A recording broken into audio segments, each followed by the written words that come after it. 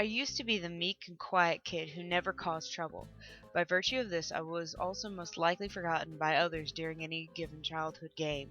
Picking teams for kickball? Guess who was picked last? Playing tag? Guess who was off to the side, as the person who was it was not even glancing over. Hell, once I had spent 2 hours on a swing when I was really little because the teacher forgot I was there after recess. Though I didn't mind that much. There was a certain comfort in being completely unnoticed. There were no expectations, bullies tend to leave you alone, and so on. Really, it could have been much worse. I'm not trying to complain about it, is what I'm saying. However, this fact of my youth came into play on at least one occasion that I will openly admit was one of the worst experiences of my life.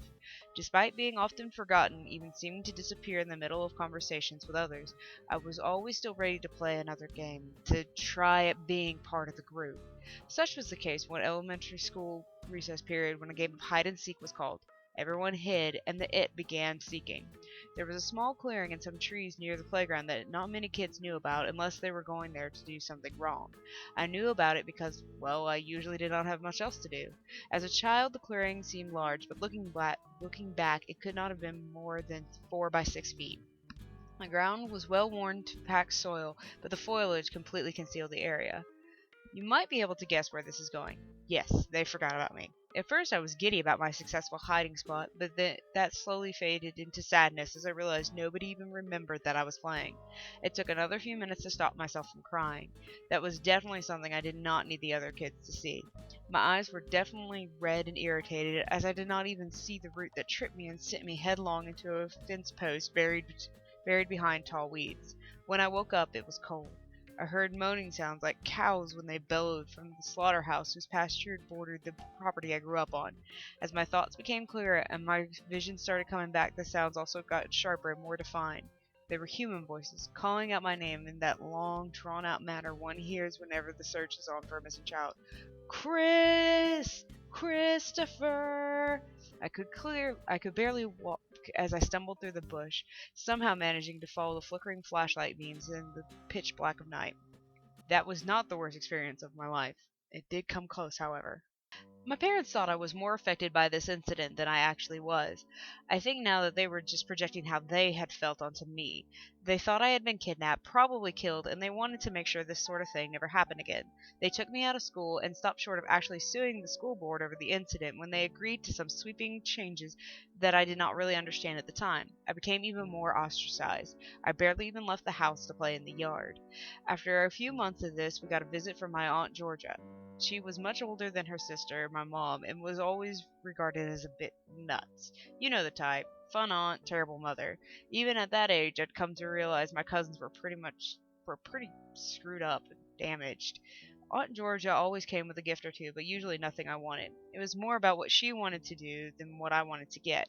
There were always there were always shirts with weird, nonsensical creatures on them, bootleg toys with sharp edges and dangerously small accessories, stuff like that. This time, however, she came with a rolled up, glossy tube beneath her arm, a poster.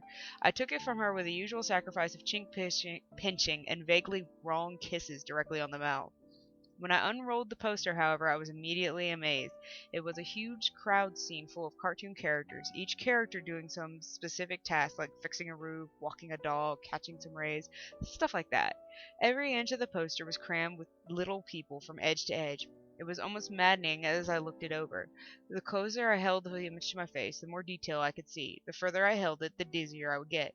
And when I say detail, I mean incredible detail. There was a man in a cowboy hat and an American flag t-shirt roasting hot dogs over a barbecue, and if I looked close enough, I could see the outline of a Texas on his belt buckle. Keep in mind, this belt buckle was about the size of a grain of rice. I thanked Aunt Georgia and immediately told her how much I loved Where's Waldo, and that I would hang this up just as soon as I found him. She frowned for a split second like I had said something wrong. I looked at the poster again. In the top left corner was a colorful logo that read, Watch for Willy!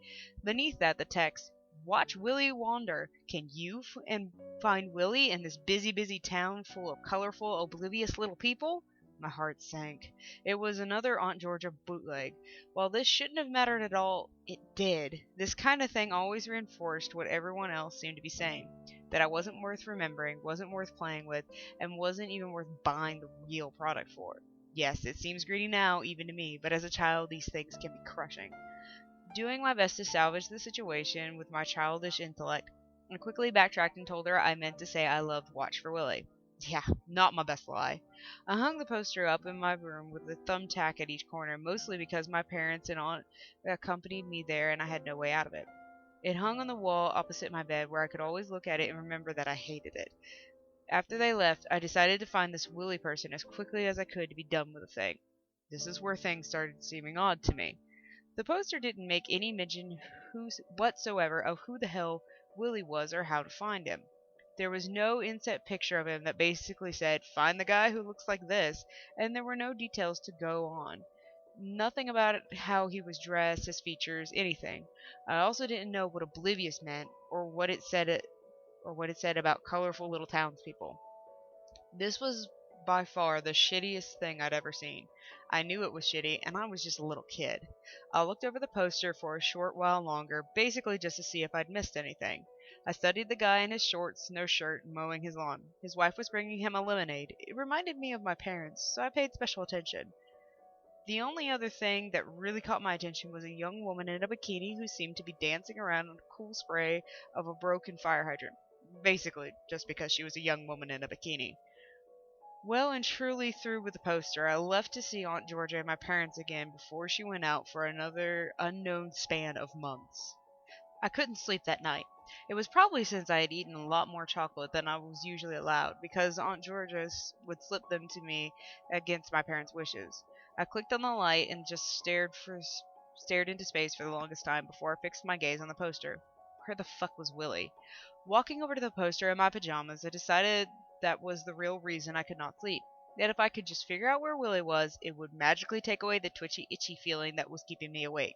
I started looking over the poster again. Still no sign of who Willie was, what he looked like, or how to find him. Then I stopped looking and moved closer to the poster. Very close. I clearly remember feeling the coolness of the slick surface against the tip of my nose. And that was when I noticed something strange. The Texan was dead. There he was, cowboy hat, American flag shirt, bent over the barbecue, and he was on fire.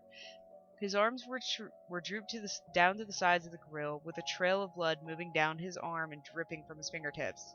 This scene was like the rest of the poster, frozen in time, cartoony, but still incredibly disturbing. I quickly moved back from the image, terrified. I wanted to scream for my parents, but the sound seemed caught in my throat. I got back to my bed as fast as I could and threw the blanket over me. I pulled all my limbs in tightly and did not move a muscle or make a sound. This was how I stayed for what seemed like forever until, without realizing it, I fell asleep. When morning came, I was stuck in that position, like a corpse with a death grip on its own body. The terror had passed, and I knew it had been a nightmare. It was not the first I had experienced, so naturally my reaction was to force myself out of bed, no matter how unsettling the experience had been. It was just a dream. It was not real. I wanted to walk out of the room without so much as looking in the general direction of that poster. I felt like sprinting through the door. However, I knew that when I looked at the Watch for Willie poster again, I'd see the Texan was fine, and I would reassure myself that everything was as it should be. With a sigh and some fidgeting, I forced myself to look. The Texan was not slumped over the barbecue anymore. That was because he was completely gone. This was still disconcerting, but seeing nothing where he once stood was much better than seeing a burning corpse. So without a second thought, I looked around the scene once again for any clue as to what was going on. The man mowing his lawn was still there, shirtless in the same exact place, but his wife was no longer bringing him a lemonade. Instead, she was at the front door of the house, holding a phone to her ear and looking worried. This was still not as scary as what I had already seen, so I looked around even more. The man walking his dog was gone. His dog sat obediently in the very spot he had been previously. His leash was sprawled on the ground with no one to hold it. Other than that, everything was normal, or so it looked. The sheer number of little cartoon people on this poster made it completely impossible for me to truly tell who was missing and who was present if I had not already memorized them. I ate breakfast in silence. When my mom asked what was wrong, I told her it was nothing. I don't know why I did not tell her what was going on. It was not like I thought she would call me crazy or say I was lying. I didn't even think it through that far. I just told her nothing was wrong because I had absolutely no idea what was wrong. It was not until that night that I thought about the poster again. It was almost time for bed and almost time for me to go back to my room. It suddenly dawned on me that yes, I was about to go to a small room with a strange object that was doing something it should not. I threw a tantrum that night. I did not want to go, but go to bed, and I screamed and howled and carried on like that, like never before. Having previously been a pretty good kid who never caused a fuss, my parents were shocked and pretty pissed off. In the end, it got me sent to my room even faster. When I got there, I decided to take the poster down.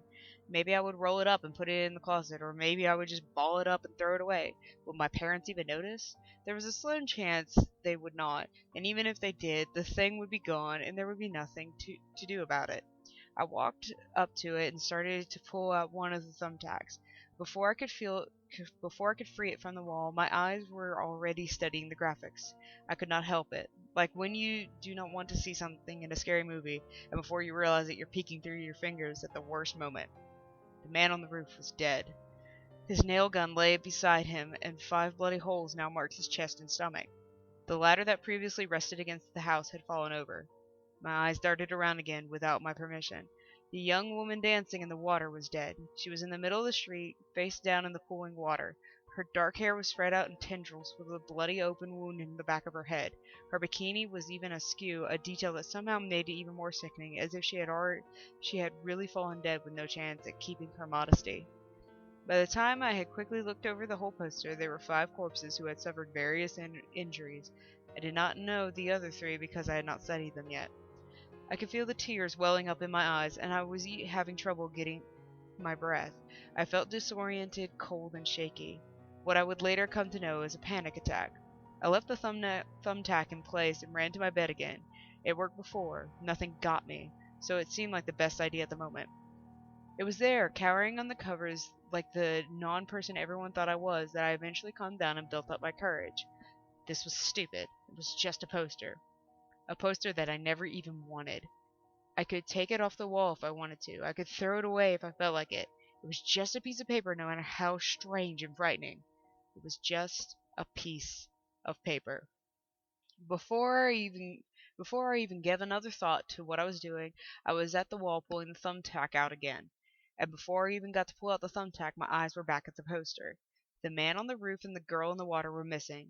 So were the other 3 people I had only noticed after they had died. However, that was not the only thing different when I looked again. The man mowing his lawn was sprawled out on the grass with the mower over his head, a pool of blood surrounding him. His wife was on the front steps, cut in half at the waist. It looked like her torso had actually crawled toward her husband for a few seconds, leaving a trail of blood and gore behind. The person who had been sunning himself on the porch was now lying in the exact same position, but without his head. In a matter of seconds, I spotted the severed head several inches away, mounted on a picket fence post in someone else's yard. There was a mailman gunned down in the middle of the sidewalk. A pregnant woman was seated on a bench, was now slumped over with her throat slit and blood staining her flowery maternity dress. There was an entire wedding party on someone's lawn that was now little more than a series of scattered limbs around a smoldering crater. The bride and groom had been thrown from the blast and laid in crumpled heaps at the foot of an oak tree. The Reverend was resting similarly on his head, his neck twisted so his face was situated below his back. It had not occurred to me that the Texan's propane tank had previously disappeared. Perhaps most disturbing of all, to one corner of the poster, a pair of bare human legs protruded from a child's playhouse, a trail of blood left behind from being dragged there and stuffed inside. I yanked the thumbtack from the bottom corner of the poster and, without thinking, threw it to the side. I did not even want to touch anything that touched that monstrous piece of shit. That was when I noticed a single droplet of blood, sticky, translucent, crimson, dripping down from my wall and behind the poster. It was not coming from where I had removed the tack. It was actually coming from beneath the paper surface. I carefully lifted the bottom edge of the poster as strands of sticky, congealing redness stuck between it and the wall. I had revealed them, the missing corpses. The Texan, the young lady, the dog walker, and maybe 20 others I had not even noticed were missing. Tiny, cartoony bodies somehow were all drawn directly into my bedroom wall. They lay there in a heap as very real pungent human blood seeped out of them.